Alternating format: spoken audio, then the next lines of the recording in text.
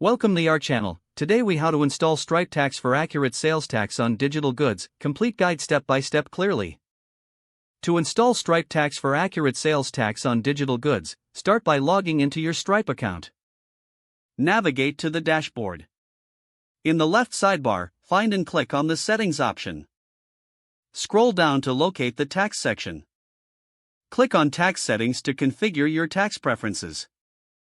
Enable the Stripe Tax feature by toggling the switch to the on position. Next, select the types of products you are selling. Ensure you choose digital goods to accurately apply sales tax. Review and customize your tax settings according to your business needs. Save your changes before moving to the next step. Now, proceed to create your products if you haven't done it already. In the dashboard, click on Products.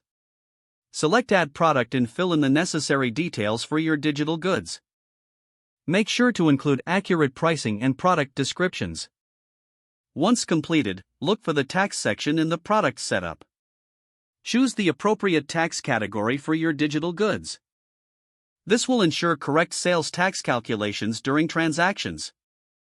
After setting up your products, set up your checkout process. In the dashboard, navigate to Payments and select Checkout. Here, you can customize how customers will complete their purchases. Ensure that sales tax options are enabled during the checkout setup. After finishing customization, proceed to test the checkout process. Simulate a transaction to ensure that the sales tax is accurately calculated. If everything looks good, go back to the dashboard. Review the Reports section to monitor sales tax collection.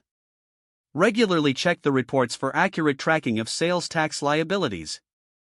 As tax regulations change, revisit your settings to remain compliant. With these steps, you can effectively install and configure Stripe Tax for your digital goods business. If the page does not load, refresh the browser or try again in a private or incognito window. Make sure you are using the correct email address, then retype it carefully to avoid small typos. Don't forget to like this video and subscribe to our channel for more step-by-step tech guides.